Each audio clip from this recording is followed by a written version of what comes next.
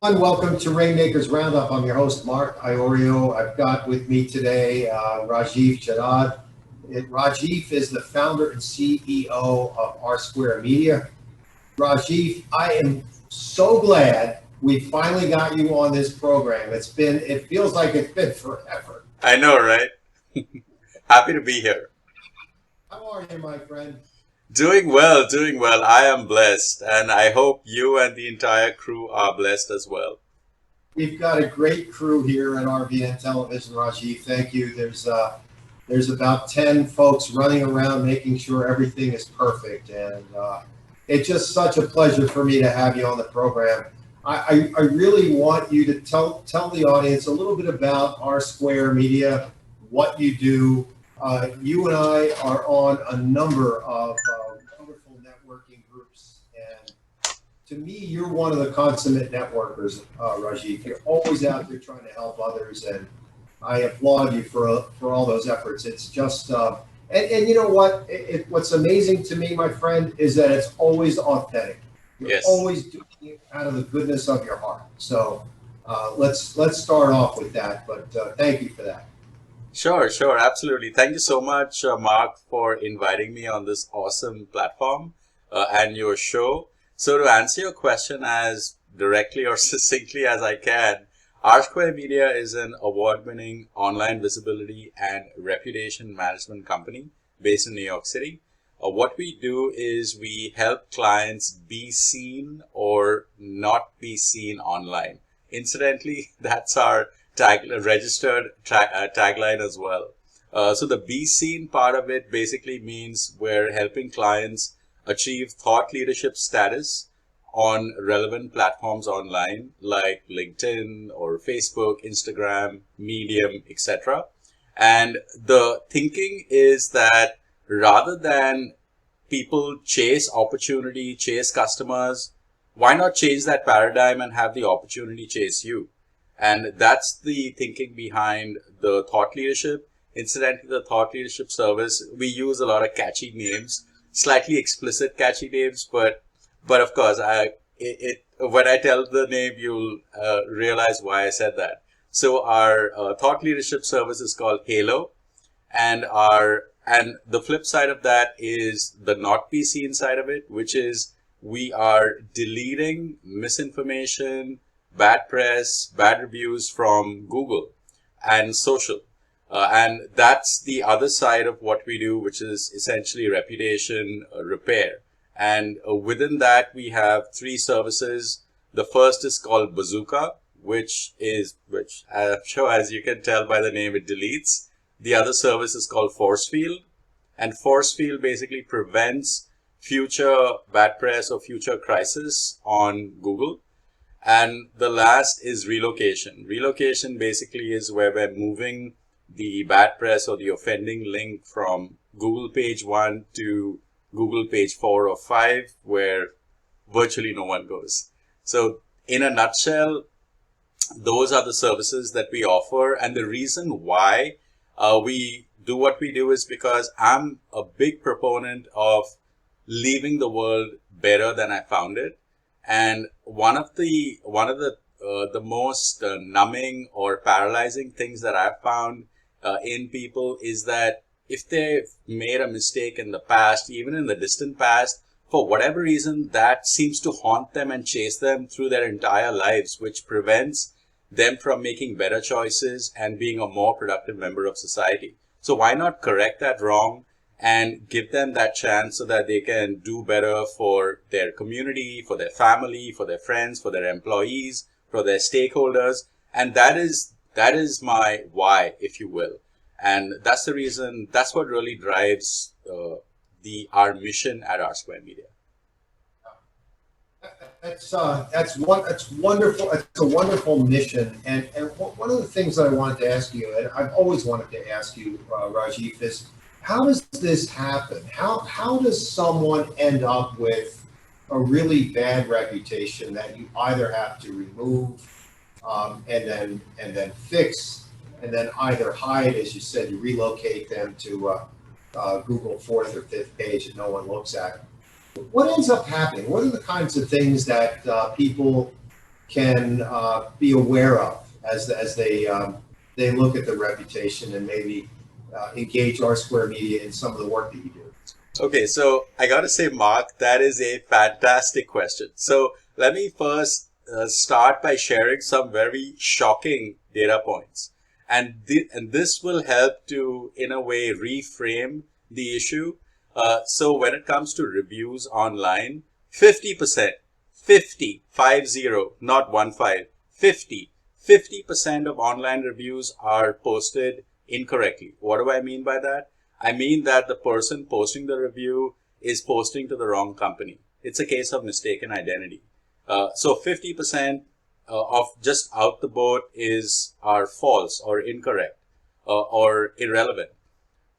That's one side of it. The second side of it is 25% of bad reviews that you see online are posted by unscrupulous competitors. 25%.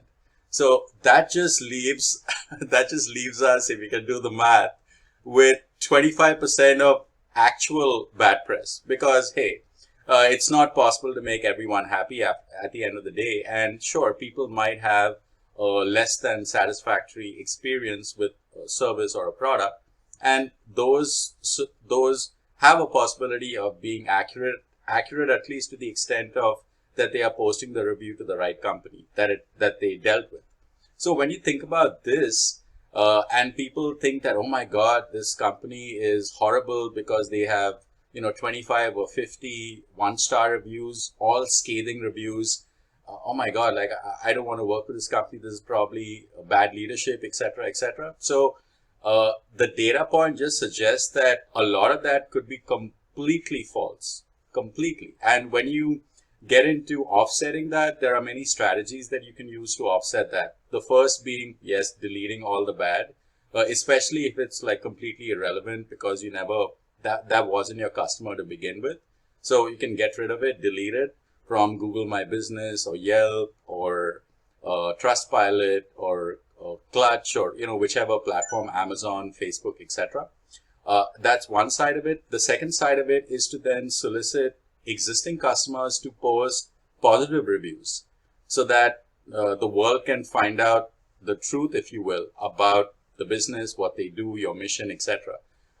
And then, of course, if the client or the brand wants to go further, they can then leverage us to create good content about them, accurate content that showcases them in the most best light as well as accurate light.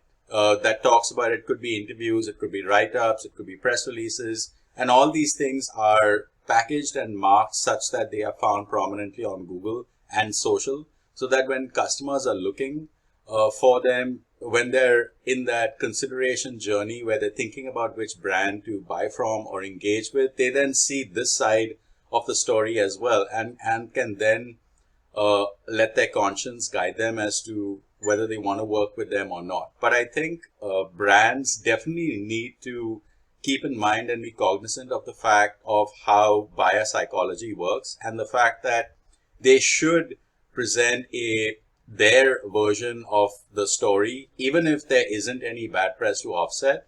They should still do that, because it's not just customers that you're dealing with. You're also dealing with stakeholders. You're dealing with potential partners like other brands like Disney, Netflix, Hulu, Nike, etc., that might want to partner with you. And if there's something out there that either is disparaging, that's going to kill the deal. Also, if you're invisible online, that's also going to kill the deal, because these companies will do their due diligence, look you up online, and if they don't see you, they'll wonder as to why that's the case.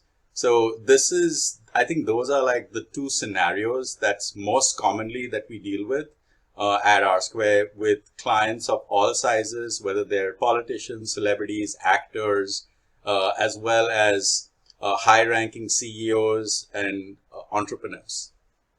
Rajiv, those numbers are staggering.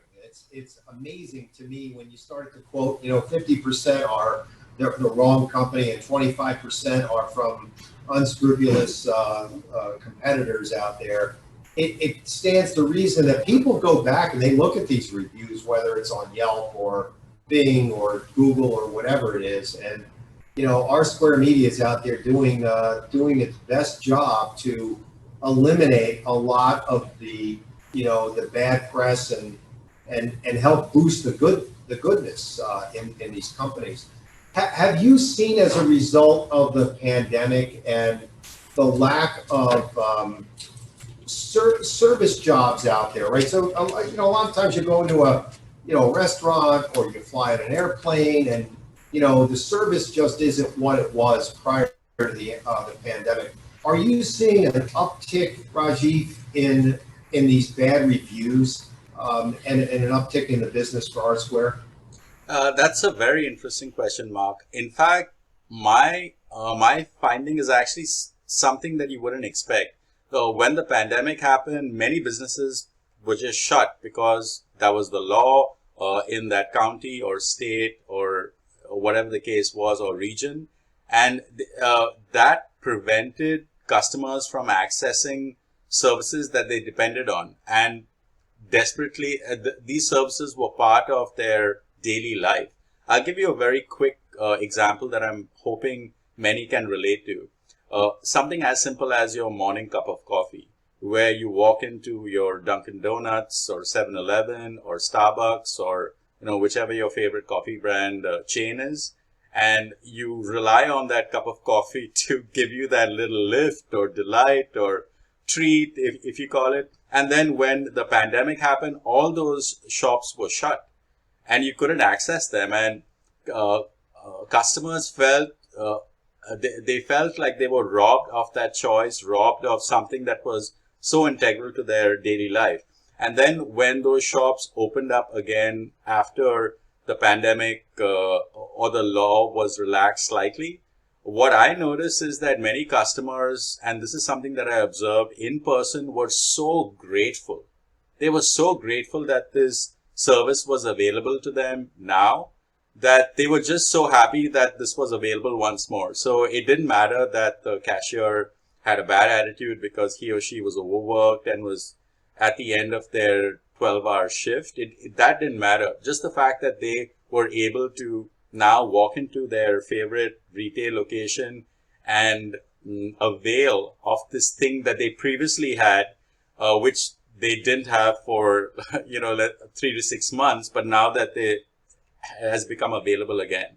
So I've noticed this gratitude, empathy. People, for the most part, are becoming more empathetic and more grateful for the things that are available to them, especially working with healthcare professionals, because those people were on the front lines right through this entire thing, right when it started in March. And I think when people are working with nurses or healthcare professionals, they're a lot more grateful of them just as a broad category, because of what they've done for their community as well as what they've done overall, even looking at it on a country basis. So that's what I found. Now, is that going to stay? I don't know. But I think as the pandemic relaxes and as we get back into a certain normalcy, which mirrors pre-pandemic times, it's possible that people might might regress into their old ways and become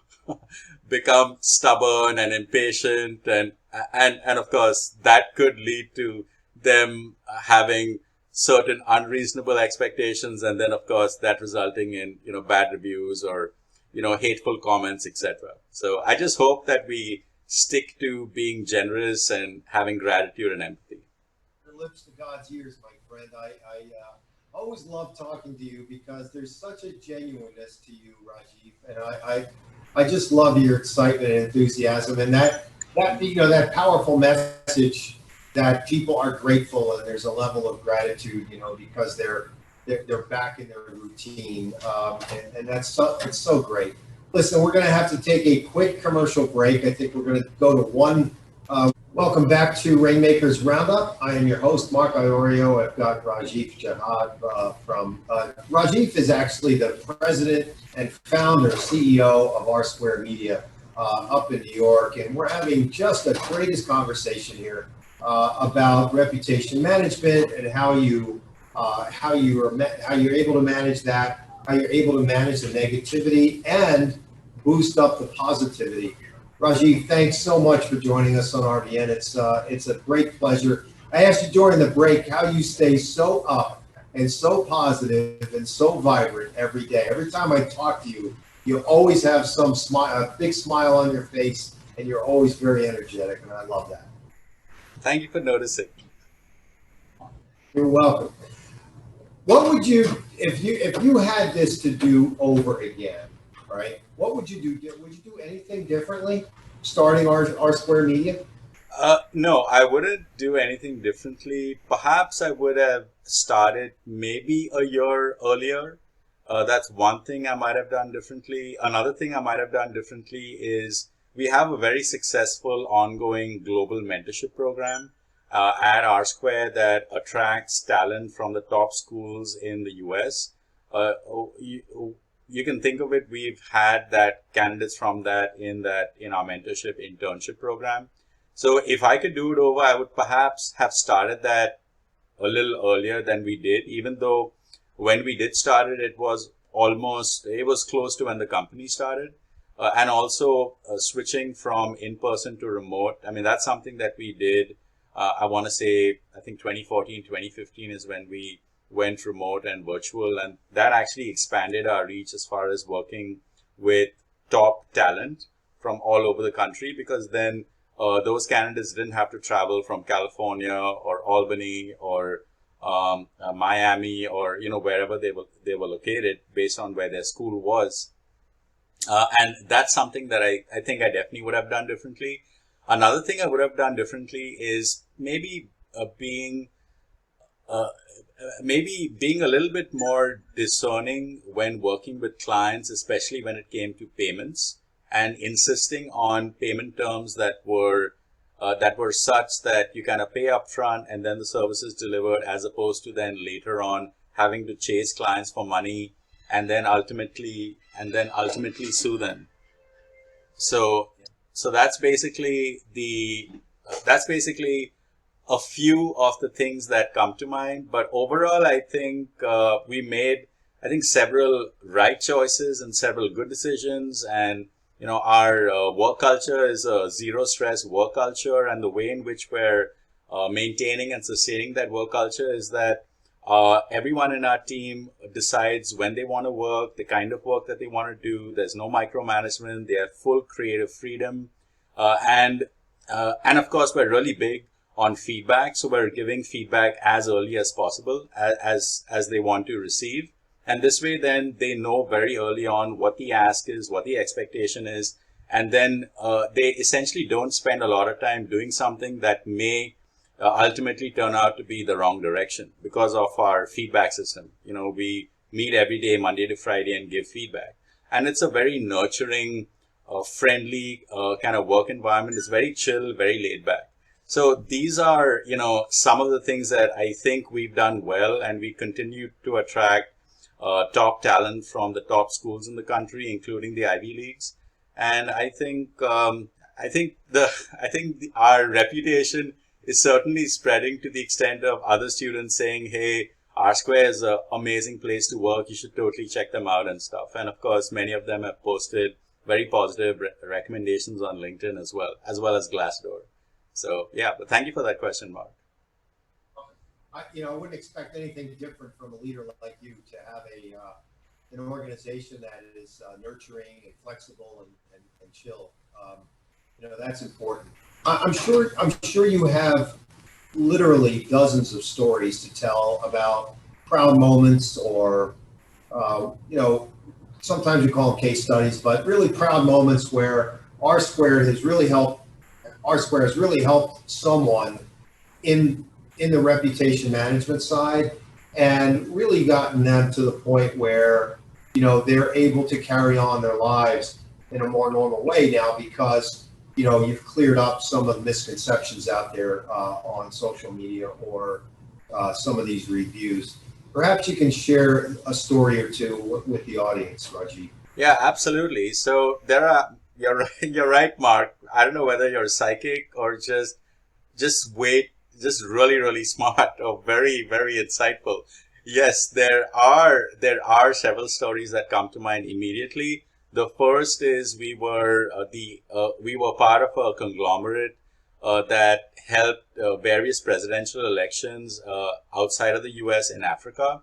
So we were involved in the presidential elections in Ghana, Nigeria, Malawi, and South Africa. So all of those really helped to support the front runners, the candidates, because as you know, in politics, unfortunately, it can get to be a mudslinging kind of game, and people are just constantly either inventing things to say to bring you down or just exaggerating things to bring you down. So either way, there's a lot of firefighting that needs to happen, as well as putting out or resetting the message, so to speak, or the perspective. And that's something that we did a lot of outside of the US. As far as another story where we really rescued a client. So this is, they say truth is stranger than fiction, and I'm sure this is something that might fit that quite closely. So there was a client that was in the job market.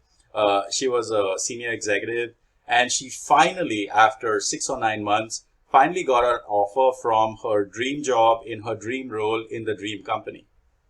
High 6-figure offer. And then she later found out, when she was expecting that offer to come in, that the company retracted it.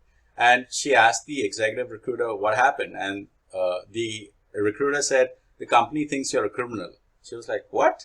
Criminal? Me? Like, what are you talking about? This is just so bizarre.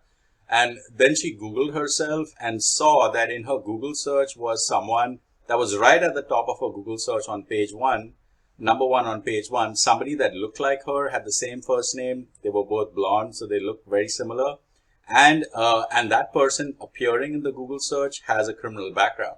So even though this was a case of mistaken identity, the company got skittish and said, you know what, I'm not dealing with this. So let's just go in a different direction. So the executive recruiter then said, hey, why don't you contact Rsquare? Maybe they can help you out, because this is what they do. So she contacted us.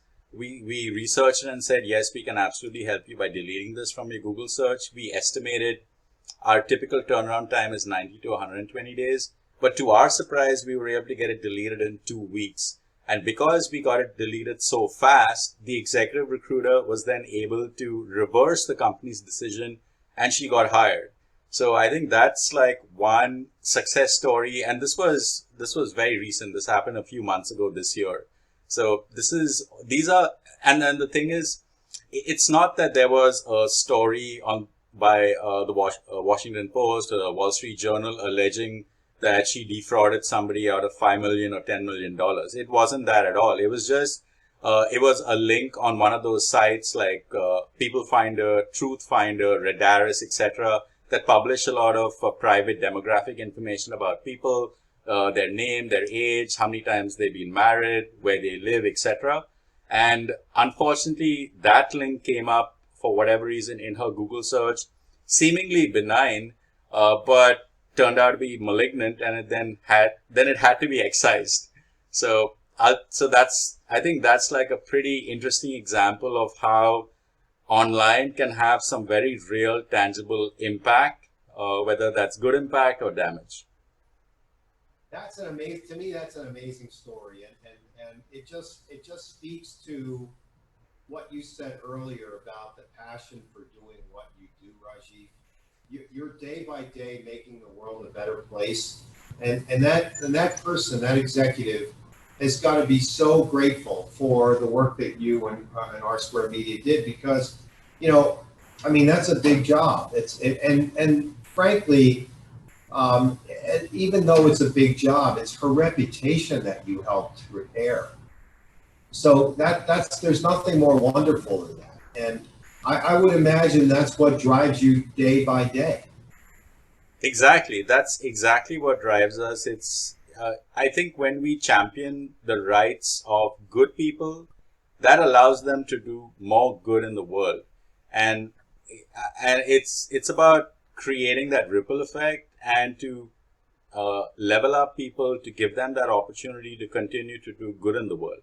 And I think, if the world focused more on leveling people up as opposed to tearing them down, I think we would be in a slightly different, more happier, more connected world. But I do what I can. Well, you're doing quite a heck of a job with this. As I said, every encounter that you and I have had, whether it's on a networking group or your podcast, talking with you and Lynn Donaldson, it's just every encounter, Rajiv, has been a positive one, and your enthusiasm emanates that positivity, and that's one of the things I really love about you. Where do you inspire others, Rajiv? You do day by day. Where do you find inspiration? Inspiration comes in a variety of forms. Uh, looking back at my time in the corporate world, I saw many examples of very, very young people with almost no experience, just diving in and then creating an agency and then being incredibly successful.